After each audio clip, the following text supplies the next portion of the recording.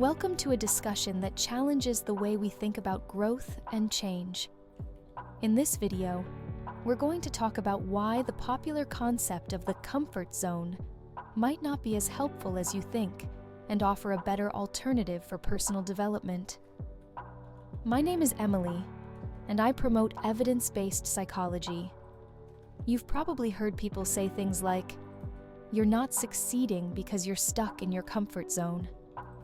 They imply that if you step outside of it, you'll achieve more. But is this really true for everyone?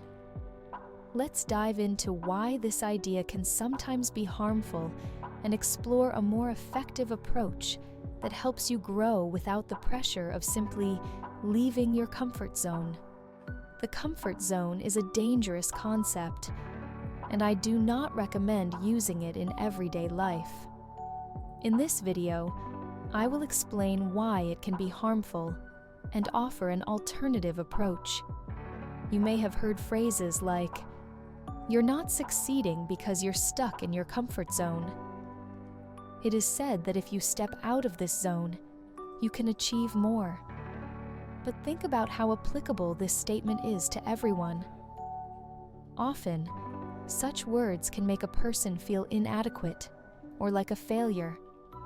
Some begin to blame themselves for lacking certain achievements, which generates unnecessary doubts.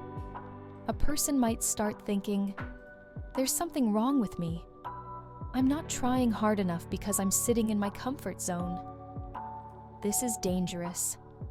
It is especially sad when this mindset is imposed on people in difficult life situations.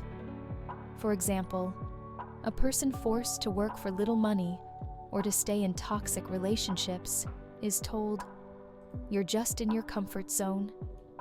This diminishes their experiences and leaves them bewildered, making them think their problems are simply a choice not to step out of this supposed zone. The first mention of the comfort zone appears in 1991 in a book by Judith Bardwick, an organizational consultant. In the context of work, this concept describes the moment when a person, having settled into a new role, stops giving their all. But this only pertains to the professional sphere, where maximum effort is expected from an employee. The problem arises when this concept is applied to life in general. Why has the term comfort zone taken such root? And why must one step out of it to achieve anything?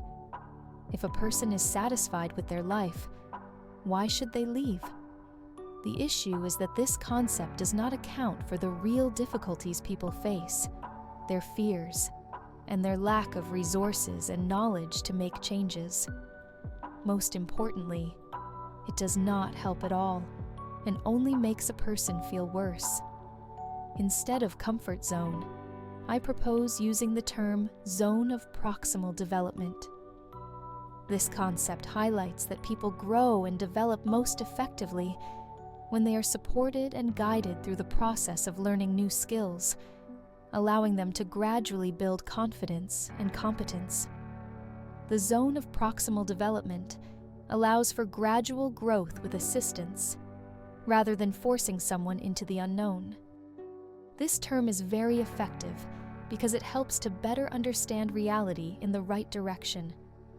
There are 3 reasons why I believe the zone of proximal development, ZPD, is a far more useful concept than the widely used comfort zone. First, the ZPD has scientific backing. A renowned Russian psychologist conducted extensive experiments providing clear evidence of the effectiveness and depth of this concept, showcasing how it truly enhances learning and development. Unlike the hypothetical comfort zone, which is often used in other contexts and lacks such support. Second, the concept of the comfort zone suggests a simple call to step out of it, but does not explain how to do so, at what pace, to what extent. In contrast, the ZPD provides a clear path. It helps to understand what you already know and what you need to learn with support from another person. step by step. For example, when learning a new language, you begin with basic vocabulary and simple sentences, gradually advancing to more complex grammar and conversation skills, often with the guidance of a teacher. The third advantage of the ZPD is the ability to regulate the load. Imagine you enter a gym and immediately try to lift 80 kilograms. That would be an imprudent decision. First, you need to prepare your body, starting small and gradually increasing the load. If it becomes too difficult, you have stepped outside your ZPD, and you need to reduce the intensity. This allows for quicker and more effective progress without injury.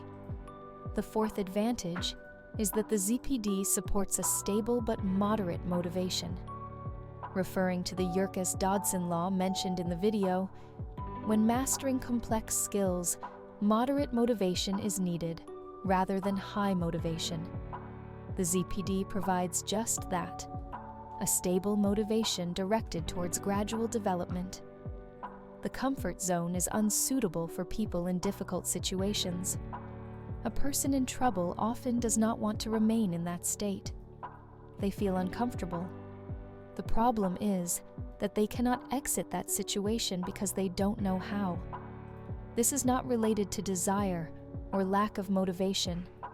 Often, such individuals simply lack the resources, time, or knowledge to understand how to change their lives.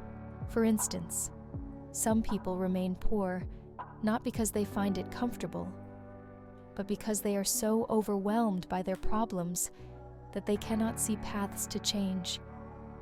They lack the time to reflect on what needs to be altered. In this context, the comfort zone will not help.